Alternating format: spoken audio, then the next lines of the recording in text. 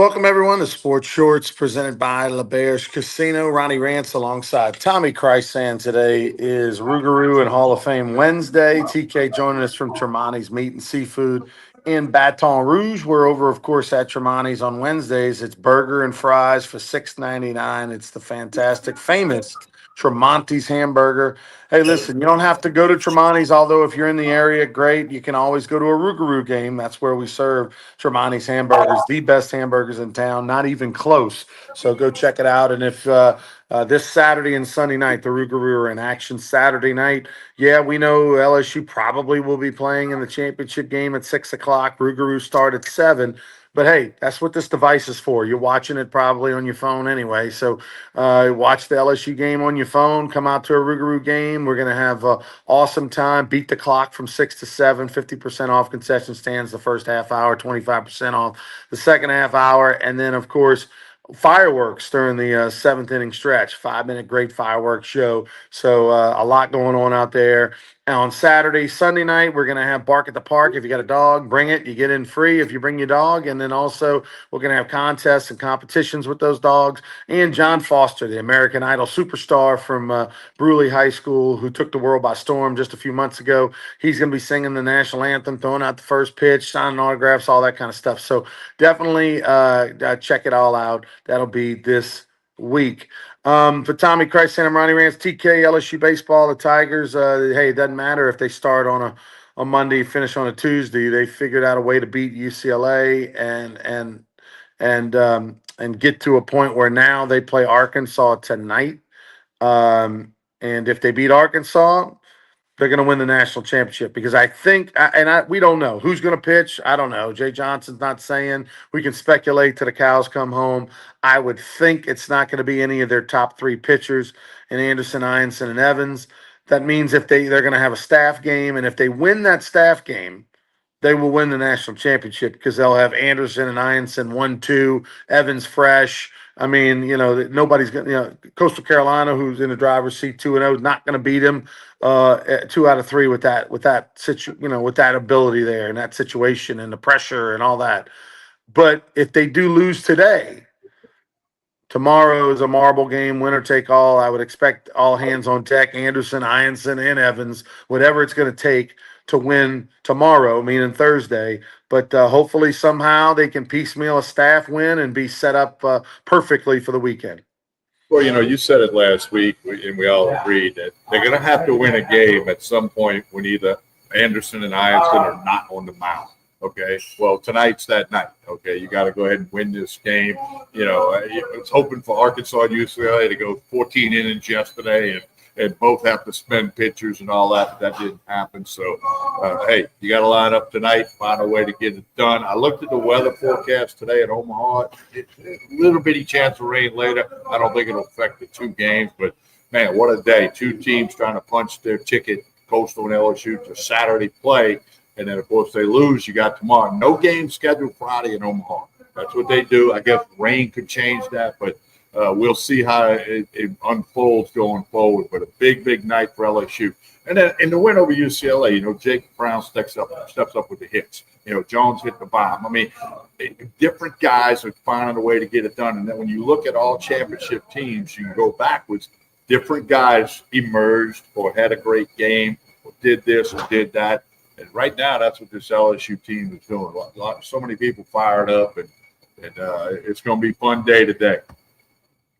I don't know what to expect here. To me, the interesting thing would be, do they try, if they need to, do they bring Ianson back on short relief? He is a possibility of being something that could shock you. And remember, Ianson did pitch on short rest in the regional. So it's possible that if they were in a pickle and felt like they had the lead and needed that guy, that maybe they could bring Ianson back since he only threw 3 innings. That was a good amount of pitches for 3 innings. 44. Yeah. Through 44. Now, I was talking with people last night. I'm thinking tonight, if they're in an 8th or a 9th inning and they need 1-2 outs to get the W, maybe Ianson throws that, or whatever. It'll depend on who's coming up to the plate. But Yeah. I think he's going to go with kind of Ware today because he likes throwing lefties at Arkansas.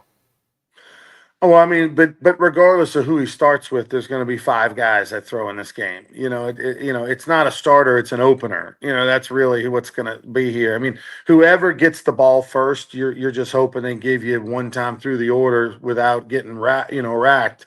And then, anything after that's gravy. Think Shane Reynolds, LSU baseball 2017 against Florida, when he gave you 3 innings of good pitching, and then Paul Maneri tried to stretch him and let him go into the fourth, and then unfortunately let him walk the bases loaded before he made a pitching change. And I think that's kind of where LSU's going to be today, hopefully without letting them walk the bases loaded. Hey, whoever gets the ball first, Newt, Ware, whoever, just go three. And anything after that we'll monitor on a pitch by pitch or batter by batter basis. But I think you're going to see 5 pitchers today. I do think Einson with 44, but it's not just the 44, right? It's all the warm up half hour before. It's all the pitches in the bullpen, before that totality.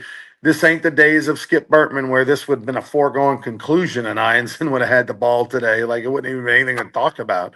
But nowadays with agents, and he's going to be a high draft pick, and we're worried about everybody's arm for the future so much, and we don't want to get a reputation of being a team that's reckless with pitchers' arms, or the agents won't send their pitchers to us, and all those kinds of things you got to take into consideration if you're Jay Johnson.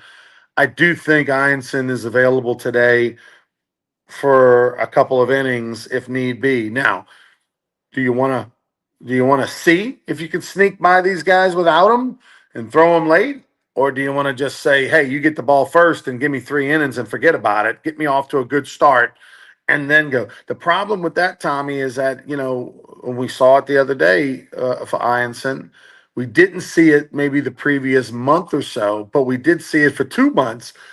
60% of the season, Einson's going to give you that one tough inning, that one inning where he gives up 2-3 runs or gets himself in a pickle. Like he's good for that. No matter how good he is, it seems that there's that one inning that he really struggles with, but he's great at getting out of it.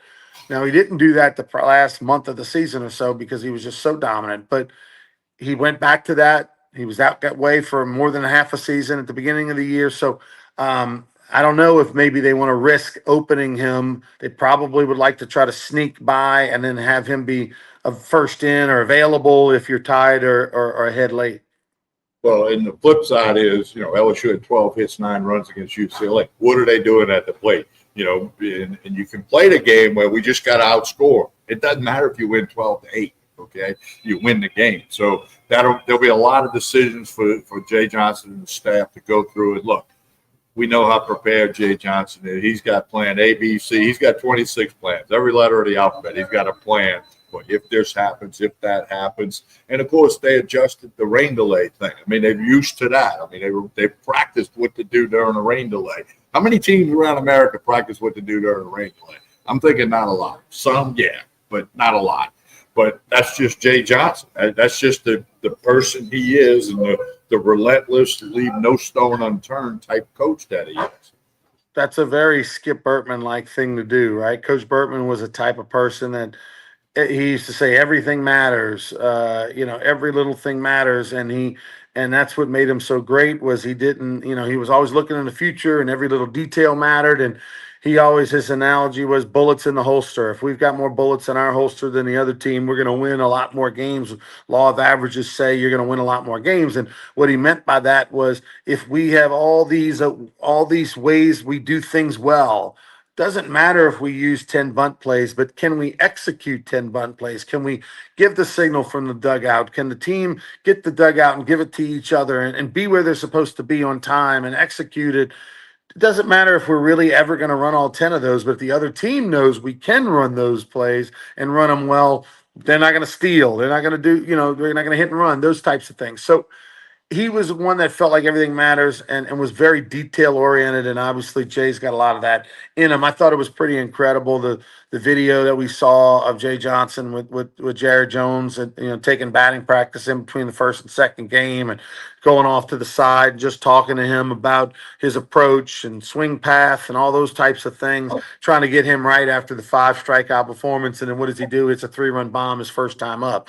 I mean, that was like if you could ever come up with a snapshot recruitment video of LSU baseball, it's Jones striking out 5 times, Jones working extra with Jay Johnson and Jay Johnson coaching him up, and then the very next at bat hit a 3-run homer to put your team up when they gave up 3 in the top of the first. I mean that'll be a recruitment video sent to recruiters till the time Jay Johnson retires. I agree completely. I mean, and again, no stone unturned. I mean, a lot of coaches that do that at all levels, but they're few and far between, and they usually win more games, or they win more titles, more championships, more tournaments, whatever. So I'm looking forward to. I'm gonna watch Coastal in Louisville today.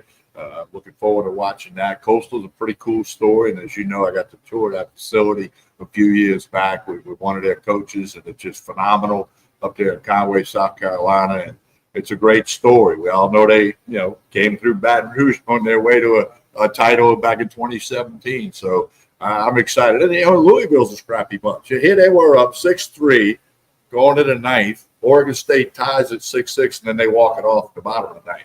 Well, Louisville and Oregon State played 2 games that were just phenomenal baseball. Just every pitch mattered. You didn't know what was going to happen next. So, there's 4 teams still playing, and of course LSU and Arkansas, the cream of the crop in the SEC.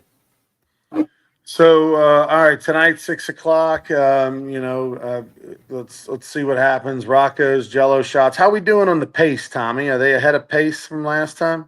Last number I saw posted was 20,000 and something. Okay. Well, that's less than a third of the way there. Okay. And I guess you're a little more than a third of the way through the tournament if it started last Friday and today's Wednesday. So you're about halfway through the tournament. Nothing scheduled Friday. That doesn't mean people won't go buy a shot. But I think your prediction of them falling short, when I looked at that number today, I said, I think Ryan's going to be correct.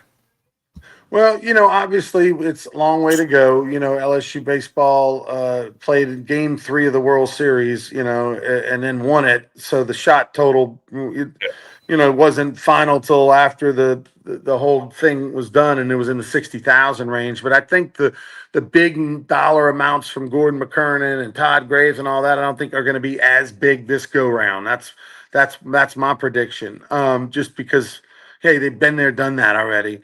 It was pretty cool to see Paul Skeens, Livy Dunn, Todd Graves from Raising Cane's all there the other day.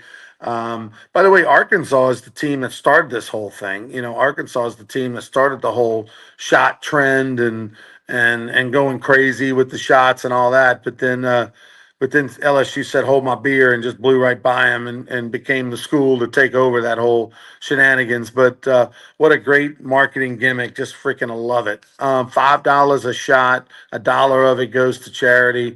That means $4 of every shot, every little. And oh, by the way, like, they have shots now that are in the little plastic tubs with the lids all, like they're pre-made shots, a lot of them. Some of them they make themselves, but most of them they buy. They must have did a manufacturing deal.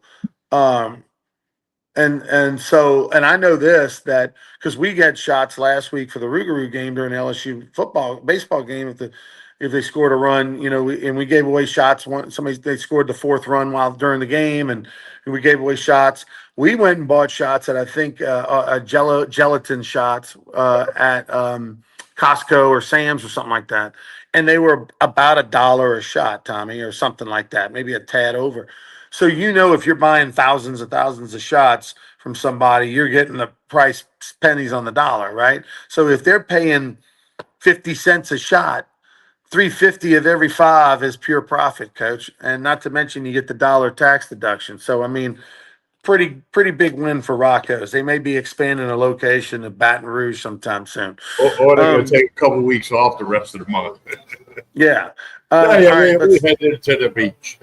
Yeah, let's talk a little Rougarou. You got the Rougarou green on. The Rougarou on fire, 10-2 right now on the season. Is the record for the Rougarou, 10-2. They've won 7 in a row. Started off the season. Well, I think we started off the season 3-0, lost 2, and then we've got 10 wins. So I don't know. My Menard high math says 7, but The point streak standings say 8, but they could be okay. wrong. All right. Well, I'll take the 8. Been known to have a bug or two, but no, yeah. So no, it's but 8-2 in the last 10. Yeah, there you go. So the Rougarou and I had a come from behind victory last night. Won in the 10th inning. Did you watch the game at all, Tommy? Did not. Okay. So 10th inning. This is TCL baseball summed up here. 10th inning, they play the international rules, right? Where you put the runner at second base for extra innings, which I like personally. And so the Rougarou have runners at first and third with no outs. First and third with no outs, tie ball game, top of the 10th. Batter for the Rougarou hits a ground ball to second. They're going to turn 2. They flip it to second base to get the force. Throw the first is, late, way late. And runner safe, run scores, 1 out. So we got run scores, runner at first, 1 out. The 2-man crew, umpire crew. So you got a guy behind home plate, and then you got a guy in the field who's over at first base when nobody's on. He moves to second when there's runners on. Well, the manager for Seguin walks out to the field, calls the second base umpire over. That guy then calls the home plate umpire over. The 2 umpires talk. They go out at second, runners interference. Out at first because a second was out. First out, runners interference. Runner has to go back to third. So now Rougarou have a runner at third and 2 outs. I'm gonna show you the video. I'm gonna send you the video. They called runners interference at second base on our guy Zeb Ruddle, our center fielder. He didn't slide or anything. He literally peeled off to the left, like ran to the left. Completely to the left, like towards left field, like wasn't close, peeled off early, which he's totally able to do. That's not illegal. I've got the rule. I've got the 8AC. I've got 2 umpires, from different conferences that I sent the video to. Both laughed and said that's ridiculous. And this happens constantly in our league. When you go on the road and you face teams that have umpires that are local, that they've had for years, that are friends with the team or friends with the manager, and they'll just, what's the lack of a better word, Tommy? Just cheat. And so, like in the immortal words of Skip Bertman, he always used to say, "Hey guys, listen, we got to be up 4 runs before the umpire screws us." Because, it's not their fault. Come on, they're not good umpires. That's not what they do for a living. They're not, what they do for a living, they're butchers, they're barbers, they're bakers, they're businessmen. They're not umpires. That's not what they do. So we got to be up 4 or 5 runs before they screw us. And that's really the truth. You got to overcome the road, the travel, the umpires, and you just can't make excuses about it. So our manager got tossed, which I don't blame him. Stephen Klein got ejected from the game, arguing with him.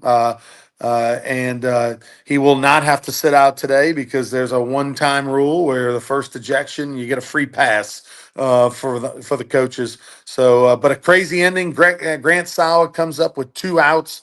Gets a base hit to center anyway to score the 4th run. We shut him down in the bottom of the inning, and the good guys win. That's unfortunate when it happens. Wouldn't you say there's 28 summer collegiate leagues around the country, and the Texas Collegiate League is one of them. I'm sure it's happened in a few other places, and I think you got to defer to Coach Burton. Say if you're up by 4 or 5 runs, that bad call's not going to hurt. We had a bad call at Pete Goldsby a couple of weeks ago. They missed a balk. If you miss a balk when it's 9-0, everybody can take a deep breath and get over it. But when you miss a balk in the 9th inning of a tied game, that's not good. So it happens. But Ronnie, I watch a lot of baseball. I'm sick and tired of these major league umpires throwing people. I know Stephen Klein, the Rougarou coach, got thrown out, throwing these players and managers out in MLB after they've totally blown a call. I think they should put a rule in this: if I'm the umpire and the ball's this far outside and I call strike 3 and the batter says that's BS, and then he gets tossed, the manager gets tossed. It should be the next day when if you can look at that call and see that it was blown, that ump should have to pay the fine of the player's ejection and the coach's ejection because they all get fined if they get ejected. Stephen Klein didn't get fined because the umps, it's almost like they made the bad call and then they make another bad call, like with Stephen Klein. They clearly made the wrong call, and they made another wrong call by throwing Stephen out. I mean, it's unfortunate, but I don't know the solution. I'm not smart enough to know the solution. Well, the solution, Tommy, is computer umpires. And if I'm the big leagues, they're already doing it in they're doing review in spring training. It worked perfectly. It was fast. It didn't take long. I think they should absolutely do that. I'd be a fan of either a replay system, a check system, or just flat out computer behind home plate in the sense that, you have a body there for out safe on plays at the plate or in case the computer crashes or something. But the human element when you don't need it, I'm not saying in high school level and colleges, it's too expensive and all that. At the major league level, it's about getting it right. And whatever you got to do, you take the human element out and you get it right, especially if it's faster or if it's the same amount of time. But the old school person's gonna say, well, it's fun for the argument. Oh, it's fun. Well, that's a part of baseball. It's not. When you're a pitcher and you got umpires that are calling strikes, ball strikes 90% of the time correct, 10% miss is not okay. That means 10 pitches out of 100 you missed. And people don't realize the difference between when you're in a 1-1 count and the umpire misses the call and now it's 2 balls and 1 strike, or it's 1 ball and 2 strikes. That is a tremendous difference for the hitter, and the percentages go crazy one way or the other relative to getting a hit or scoring a run or whatever the case may be. I think people don't think that a missed pitch is that big of a deal, but to a hitter being 2-0 or versus 2-1 or 3-1 versus 2-2 is gigantic. It's huge, gigantic. You could times 10. I mean, it really does, especially now that so many people have access to analytics. Not just the announcers, but hardcore fans have it. And then you could see the massive difference that it is. Ronnie, the difference between hitting 250 and 300 in MLB is 1 hit a week. 1 hit a week. So if a guy rips one down the line and it's fair and the ump calls foul ball and he gets it wrong, that's one, now you're affecting the guy's contract. And the bottom line is there's so much money involved in MLB, so much money involved in Omaha and in, college baseball that, you want the call right. And I think every coach, if you poured truth serum down their throat, they'd want a system that got the call right so that when they were right, they benefited from it. And if they weren't right, then the other guy benefits from it. It's never going to be black and white. It's always going to be a gray area. Ronnie, the kid from UCLA stealing home yesterday, they had 15 replay reviews, slow motion. It was hard to see whether the kid was out or safe. And now the umpires got to do it, make a call that fast. But, I mean, that happens sometimes. It's amazing how close it can always be. TK, you going to order your Florida Panthers Stanley Cup champion hat? They win again. The Florida Panthers do. Also, the Oklahoma City Thunder, 1 win away from beating the Indiana Pacers in the NBA Finals. Game 6 coming up. So those 2 things are happening. Tommy, tell us about Tremonti's, and then we'll be back on Friday. Yeah, no question about that. The lunch special today is burger and fries. You can get it to go. You can eat it here. Tremonti's burgers, they're great. They do that every Wednesday. That's not just today. $6.99 for burger and fries at Tremonti's. Of course, they can cater. They can do a lot of other things for you as well. Hey, don't forget the Rougarou home games this Saturday and Sunday. Like and share this show. That helps. No matter how you're accessing the show, like and share it. That helps us all. On behalf of Ronnie Rance, I'm Tommy Christ.